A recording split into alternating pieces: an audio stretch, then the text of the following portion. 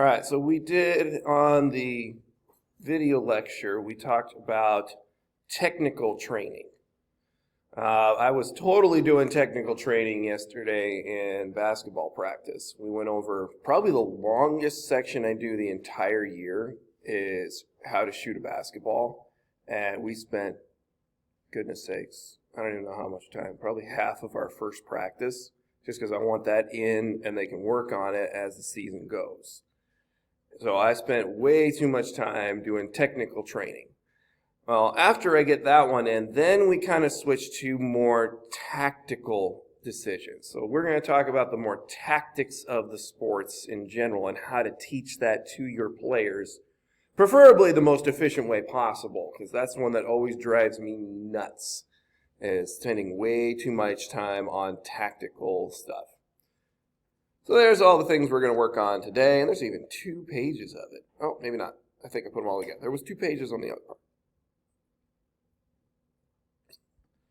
All right, so mumbled coach. That is definitely not a good copy and paste. Coach Paulman, after his Halstead High School softball team lost in the state championship. In the bottom of the 7th, the last inning, Halstead was down by 2 runs with 1 out, a runner on second. And Melissa, the leading hitter, was at bat. Oh man, that's what you want. Your best player up. Melissa hits a line drive into the gap between center right field. The runner from second scores very easily. And Melissa appeared to have a stand-up easy triple. But she rounded third and glanced over her shoulder and decided to make it into an inside-the-park home run. The second basewoman relayed the throw, throwing a perfect throw to home, and Melissa was easily out. The next batter, if all they would have had to do was hit, because they only had 1 out, would have been to hit a fly ball, sacrifice fly, and they would have ended the game. And if Melissa would have only stayed at third, then they would have had a chance to win.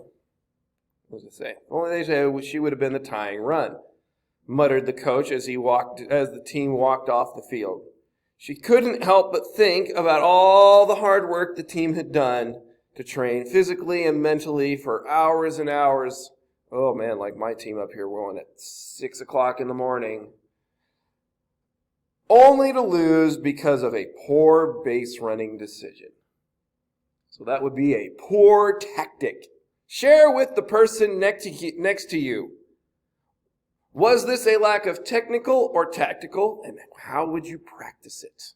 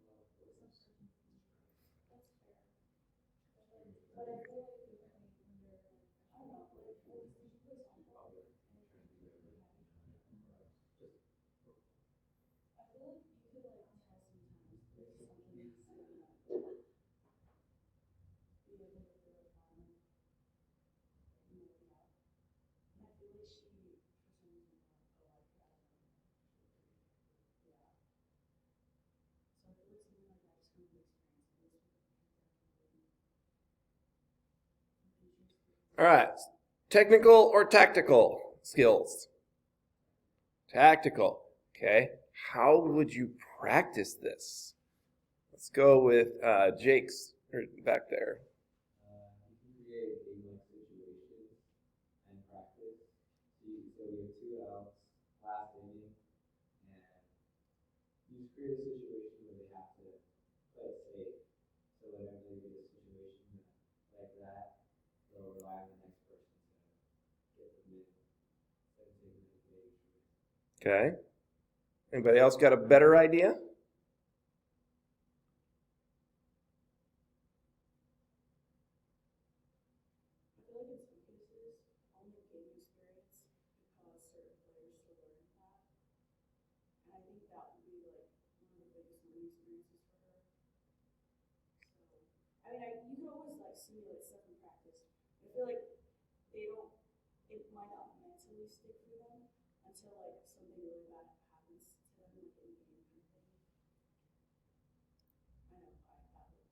But this is a pretty rare. How many inside the park home runs, even in like girls softball? How many of those do you really get in a season? Like 2, maybe? And that would be at like really low levels with some outfielders that just can't throw. Like you hit it to right field where their weakest outfielder is, into the corner. If you have a lefty batter that can hit it, rip it down the line, and that left or that right fielder can't throw it, maybe you're going to get an inside the park just because of that. But I mean, that's still 2 times a year, maybe 3 at the most. So it's not like this is one you could truly practice. You could just straight set it up sometimes with a coach batting. I was thinking like you could drill this to a point. If you put a runner on first and had, the full defense out there, and you as the coach did one of those like toss to yourself hits and had them with no base coach have to decide where should they stop.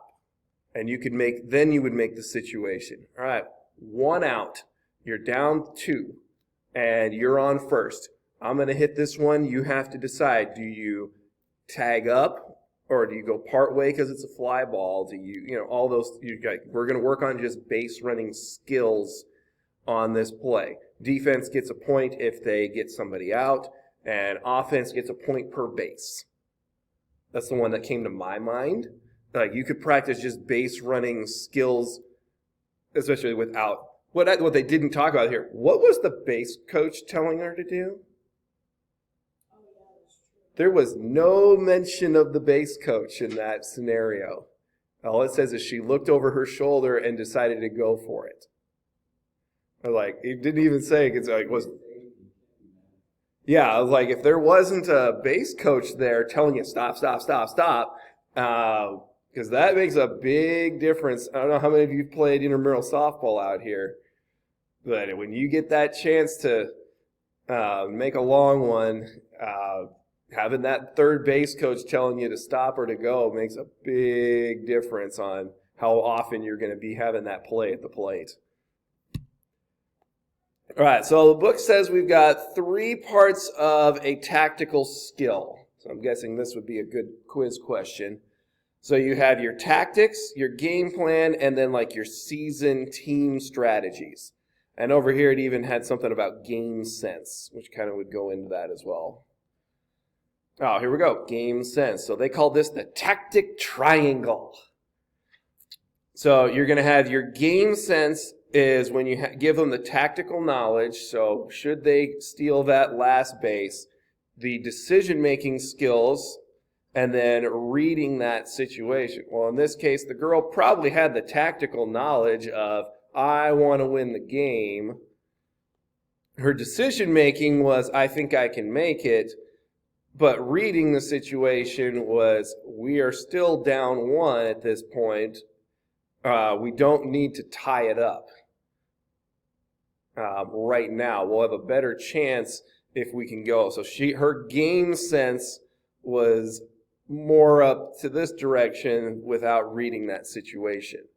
So cognitive skills to go with that reading, and then perception of whatever, they call it relevant cues. So that could be the coach, that could be just knowing. Baseball is probably the best when it comes to situations, because how many outs you have, how many people on base, what your strike count is, will determine how, and it's very one pitch at a time. I was watching the World Series last night. Anybody watch the World Series? Shame on you all. Come on, it's one of the 4 major sports. It's their championship. At least pay attention. Maybe I should have made a quiz question on that. I used to have a teacher that he would do that to us because he knew we were all basketball or volleyball or something people. And somewhere around this time of year, he would say, what is the count in the NLCS series? And so you had to be like 2-1 or whatever or who was winning or something like that. And he always got me on that one. I'm like, I don't pay attention till the World Series. I am paying attention this year because of the Diamondbacks. All right, so reading the situation. So these would be the cognitive skills that the athlete needs to know. So here's an interesting one. All right, you can see at the top here, the score is tied. I remember watching this game too. Score is tied, and somebody's shooting a free throw. So what would you want to do? Probably get a shot up and score as quickly as possible because there's 4.5 seconds left. So there's the situation. Let's see what happens. % free throw shooter during his 10-year career. And Steve Kerr telling his guys he wants a timeout, make a miss.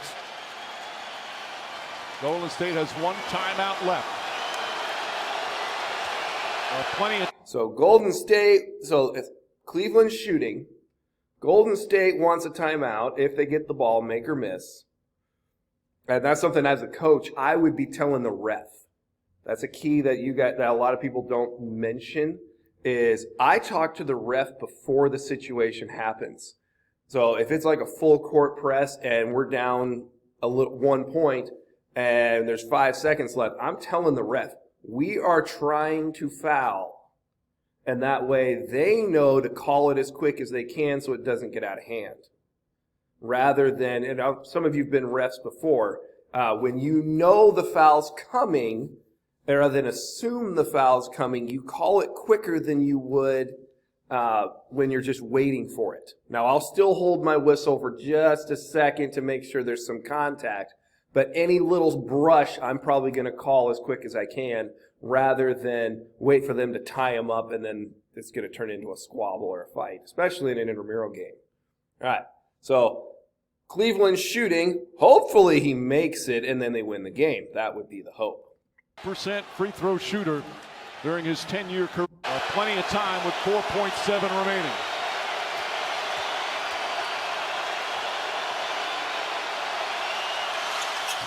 Hill misses. Rebound goes to the Cavs. J.R. Smith brings it back out. Throws it to Hill. Hill shot blocked. And we'll go to overtime. You get the feeling J.R. Smith thought they had the lead. He didn't know the score. I think exactly. That's a bad mistake by J.R. Smith. And LeBron James was trying to get a timeout. And LeBron James. So he caught the ball. So off the rebound, look where he catches that. Rebound goes to the... All he had to do was take it right back up. One, he shouldn't have gotten that rebound in the first place. Durant did a terrible box out here. Like Durant didn't even go for it. So he gets the ball right there. He's got one guy between him and the hoop. I would have hop-stepped right and gone right back up with it, but he didn't know the tactical situation. He thought they were up 1. He was assuming they had already made that shot. I didn't see if it was a 1-and-1 or if it was a 2-shot foul. Like maybe he thought it was a 1-on-1 and it was the second one and he'd assumed that he'd already made the first one. But either way, there's a lot of tactics there that player just didn't know. And you as the coach in your huddle, you have to say all those things because they may not be paying attention.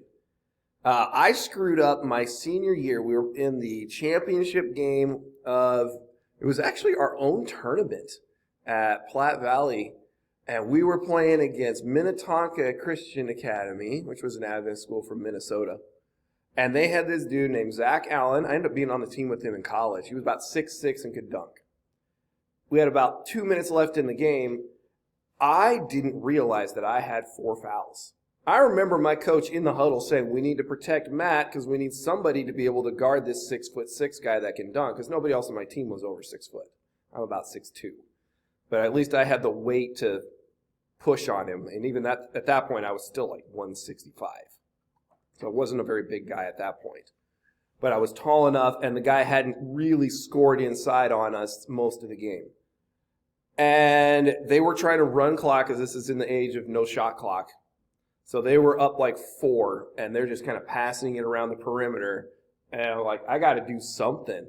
And I had no clue I had 4 fouls. They threw it to the high post, and I'm playing a 2-3 zone, and I come out and try to slap at the ball. Weak sauce foul, and I thought it was okay if I fouled because I thought I had 3.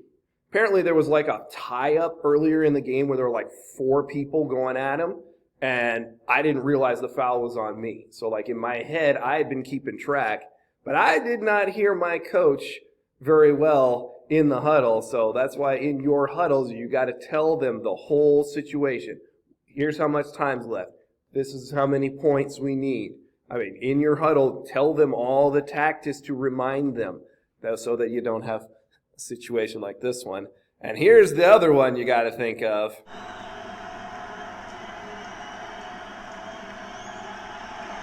Long, a 2 to tie. Michigan would have to bring it. Oh, he walked and the referee missed it. Weber brings it into the front court. They have no timeouts remaining. Oh, he causes too many timeouts. That's a technical foul. He called a timeout. Michigan doesn't have any. He got by with a walk, and Jimmy calls a he calls a timeout. He doesn't realize that's Michigan's too many, and so it'll be a technical foul. North Carolina shooting and the ball. Oh, can we see the score? There we go. So Michigan down to 13 seconds, national championship game. This was the Fab Five. So back in the day when you didn't play freshmen very often, so this has been like early 90s, maybe mid 90s. And so when they came in with 5 freshmen, everybody was like, what? You're playing 5 freshmen? Well, they got all the way to the national championship game, and Chris Weber, he's one of the TNT announcers now. He dribbled down and calls a timeout when they don't have one. So in their huddle, he either didn't hear or didn't know, didn't have the tactics to know that they can't call a timeout. They got to run the play that they called in the huddle. So, and then we were talking about cognitive skills there. This is just so impressive, what LeBron does here. So you can tell when a player has really good cognitive skills, and I'm pretty sure LeBron has a photographic memory. He's got to be able to do this. Marla Ridenour, Akron Beacon Journal. When the start of the 4th, I think they cut it to 14. Do you have any idea what, I think they scored 7 quick ones. Anything, what happened there? What happened? We ran him the first possession. We ran him down all the way to 2 on the shot clock. Marcus Morris missed a jump shot, followed it up. They got a dunk. We came back down. We ran a set for Jordan Clarkson, and he came off and missed it. They rebounded it. And we came back on the defensive end, and we got a stop. They took it out on the sideline. Jason Tatum took the ball out, threw it to Marcus Smart in the short corner. He made a 3. We come back down, missed another shot. And then Tatum came down and went 94 feet, did a Euro step, and made a right-hand layup timeout.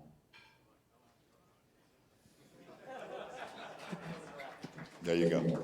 Last question, Steve. He just play by play told them what happened at the beginning of the 4th quarter.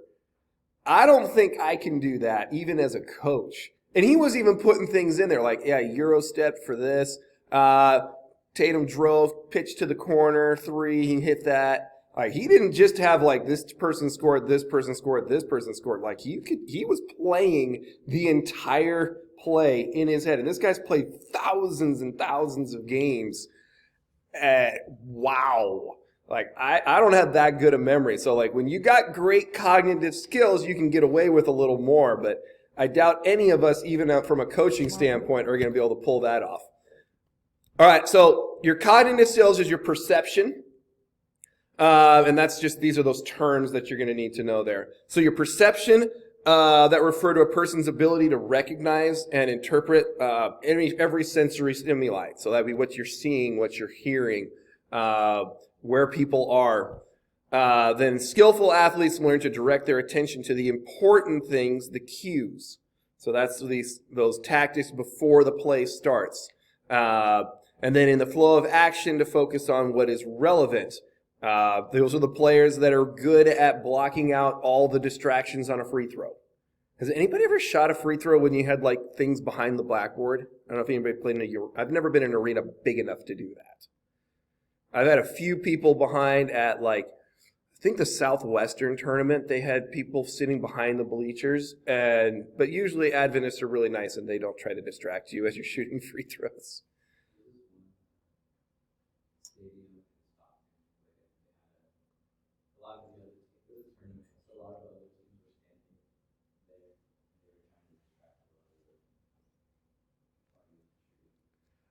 I might have at College View Academy, little tiny academy. It would be like prep here, how it's like next door. But the CVA had their own gym, and all their fans, they had a pretty tiny gym, all their fans like to sit on a bleacher on the stage. So if you were facing towards that bleacher or that stage, sometimes their fans would get a little ornery and try to make you miss a shot. But I don't remember it making a big difference on my shooting. I do remember some of my players when I coached in that gym struggled when we played against them, but most of the time their athletic director would get up there and be like, "Hey, we don't do that." So then having the concentration to sustain on those cues that's going on during that game and not be distracted by extra things or by what you're thinking. So here's a good example of a drill and he's teaching them the tactics, the cues of what to see when you're going to steal a base. I also love how they got 3 different bases here. So you can do 3 people at once.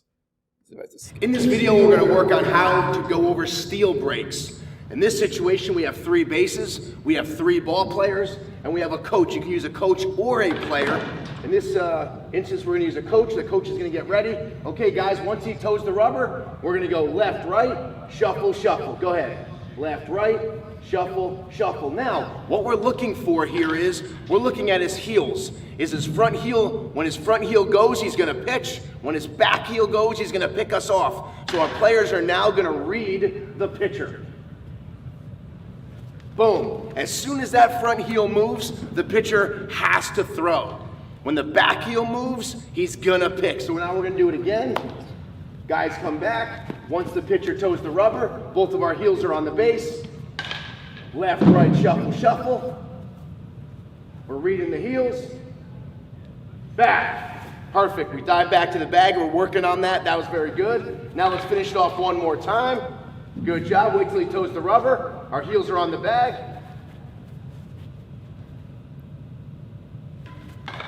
Perfect. So that's a great way to work on steal breaks with your team. You can use. And he was teaching them the relevant cues and reading the situation. They're reading the pitcher. So he's teaching those tactical skills. I love how he can have 3 of them doing it at one time. Because if you got a big team of 10, 12, 20, 25 players, getting them all being able to do that.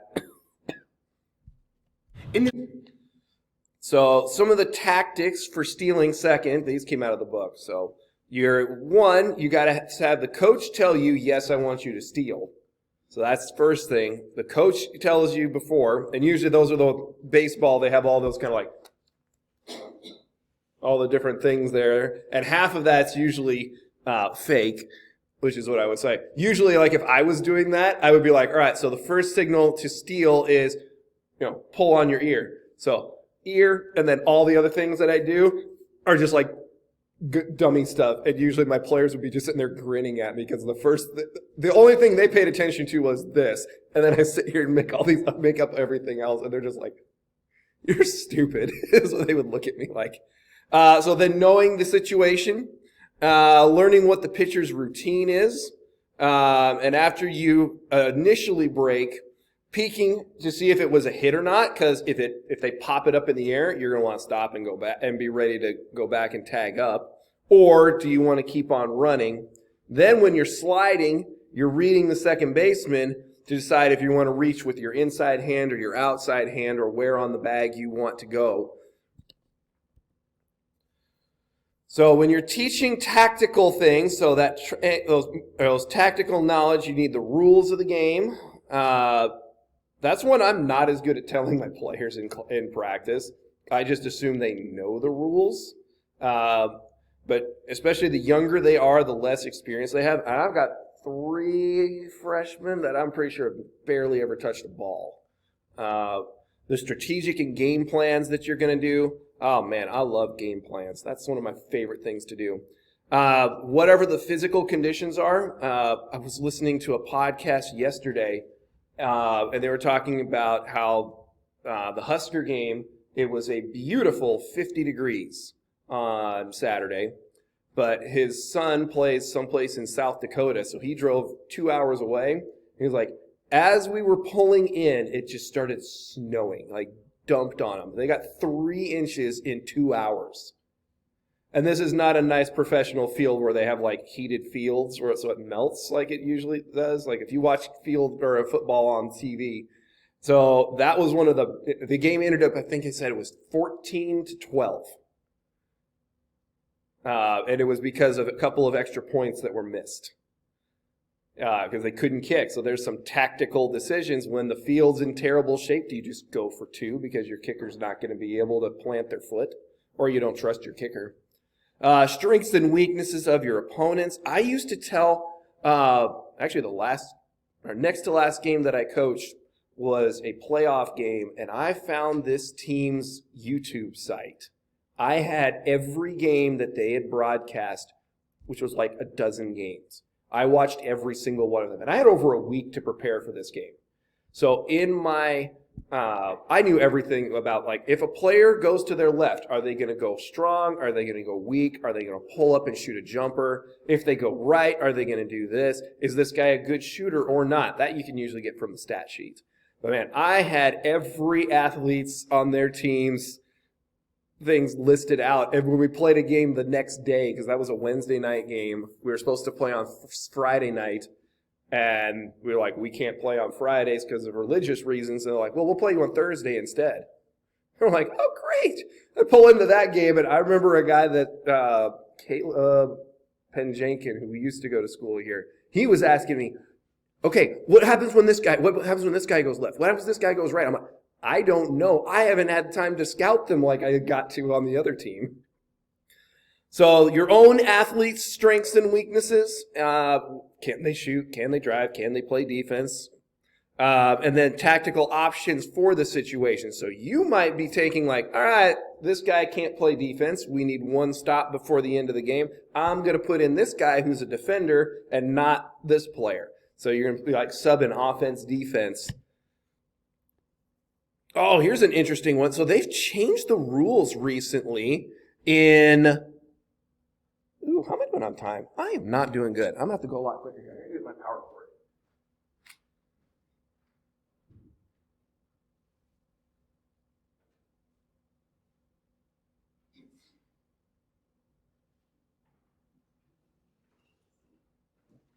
So baseball changed a lot of rules this year.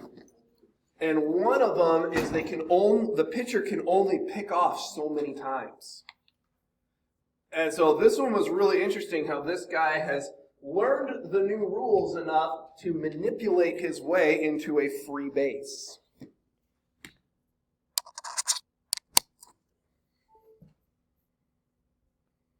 You might not believe it, but this is easily the biggest rule change in 2023. You see how Ronald just put up 2 fingers? That's because the pitcher already picked off 2 different times. That means if he does it a 3rd time unsuccessfully, it is a balk. Ronald, he would get a free base to second, so because he basically knows that the pitcher is not going to pick off and risk it, he has a free stolen base. Because of this change, we might actually see a player back in the 60 or 70 stolen base club. So that's just knowing the rules. Sorry, that's a little tough to see there. So learn the rules, review them, use the rules in practice. So actually, I'm having something I've thought about doing is if like next year I teach the referee class, that I'm going to be like, if you can't ref intramurals, you can come to my basketball team's practice and ref during my practice. So that I have people there enforcing the rules, I have students learning, and my players are getting used to having refs. Sometimes you could get rule books for your players. Doubt they'll read them. And make sure you teach any rule changes. Basketball this year in high school now has no 1-and-1s. That was probably the biggest change of the year. And then they also, when it's a foul in the front court or a violation in the front court, they only have 2 inbound spots now rather than anywhere along the sideline. So if you get a foul with 7 fouls, is that 2 free throws? Automatically 2 fouls. Or automatically 2 free throws. That's a big change. Oh, and it's going by quarters now too. So it's on the 4th foul in the quarter. So like your books are going to have to all change. So now they're doing on the 4th foul per quarter. So it's like how girls basketball is. College girls basketball is by quarters, and the fouls reset every quarter. So it's kind of it actually is going to end up being on the 4th foul per quarter. You might not. Yeah, learning all whatever the new rules are is a big thing. So, I got to go faster, but I love making game plans. Scouting teams, making my plan, telling it to my team, hoping they can follow it. You may also have like your season plan. Like I've already done the offense, the first layer. Next practice, I'm going to start defense. And we're going to pull out chairs that they sit in their defensive stance to do a 2-3 zone. Like they have to tap this, tap that. I'm going to have a whole bunch of chairs set up in the gym. They're going to hate me. Or whoever has to put them away is going to hate me. So you have your season plan. Like my team is going to press with a 2-2-1 full court press. We're going to play a 2-3 zone, and we're going to run a motion offense. Those are my season strategies for the whole year. And anybody that's coached against me is going to already know what my tactics are. So when we play Rio, they're already going to know. And then all your game plans. Team strategy should not be a secret. So your game plan, so this would be trying to force this guy left, making sure you win the rebound battle. Sorry, I'm doing a whole bunch on basketball today. That's just kind of where I'm at the moment. It's where my brain is too. So all your different playing conditions, ground, weather, wind, humidity, altitude, like we were talking in exercise phys. The type of ball. Sometimes you'll have like a terrible basketball. Knowing your opponent's strengths and weaknesses. We've already kind of talked about that. Especially their best player. I remember one game I lost in my second year coaching. And I got down to the end of the game. They had this little lefty point guard. And we were down like 5 or something like that with a minute or 2 to go. And we started fouling because we had to get the ball back. And every time we, for some stupid reason, fouled their best player. And he was the only guy on the team that could shoot free throws. And I remember talking with the college coach afterwards, who was my college coach. I'm like, what could I have done differently? It's like, I would have put 2 people denying their best player the ball. And then fouled anyone else. Like, just either double team him to force him to get rid of it, but you're just like, we're going to foul any of the other 4 players. I'm like, oh. Should have thought of that in the moment. And I mean, goodness, that was 10 plus years ago now. I still remember that conversation. You need to know your own team's technical, physical, mental strengths and weaknesses. Some people say this is playing within yourselves. Some tactical options. Players can't make decisions about tactics unless they know what's available. So that's where I say moving to open spaces, deny opponents, hit behind the runner, reduce the angle attack. That would be football. Spreading out your defense, keep them moving one way, turn the defender. I do that one a lot. Increase your reacting time by reading the play. So some other ones here, decision-making skills. You can do some training, so some methods. Teach tactics as a whole and then parts. That's one option. This is going to be you have an assignment that's going to use these steps, by the way. So teach the tactics or teach them in parts, or you could do it another way. Have the athletes observe. I'm going to be sending videos to my players. Have athletes observe themselves on video. Change up your practices to have different types. So those game type situations we talked about. Be careful of your feedback, whether you're being positive, negative. giving them too much feedback. I had to do that with a guy shooting earlier. He's like, is that looking good? I'm like, that looks good. Do I have it? No. He's like, what? I'm like, we'll work on more later. I'm just not going to give you any more points of emphasis at this point. And then letting them ask questions. This was a really good one here. When you have varied practice, so like varied practice, let's say baseball. Block practice would be 15 fastballs, 15 curveballs, 15 changeups. That would be blocked practice. They're going to get their immediate gains in your team are going to be really fast. But their ceiling they're going to hit at some point because they're going to just get too good at knowing what's coming. Or having the pitcher vary 45 different throws with curveball, fastball, and changeup. At the start, they're not going to make as many gains, but eventually they're going to end up passing the level they would have gotten by having that kind of practice. So I almost say early on, block practice, then varied practice is what I usually try to do. Control feedback, I already kind of mentioned that. I got to keep moving here. So identify the situations. So when you're teaching your skills, tell your players, what do we need to, what is it? 2-minute drill at the end of practice for football, base stealing, making a free throw at the end of the game or not. So we already kind of went over those details. Determine their knowledge in order to make a good decision. Identify what cues they have. So are they reading the picture? Are they reading the situation? We've kind of already gone those. So the best way to teach any of these things, I think this is my last slide.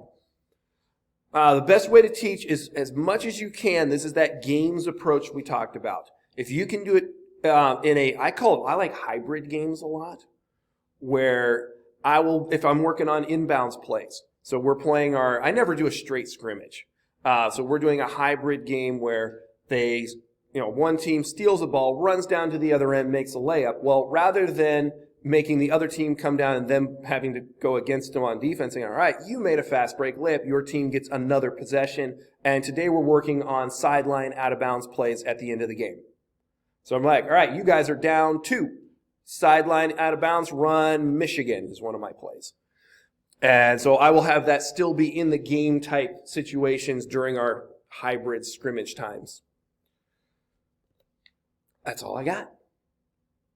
Any questions, comments?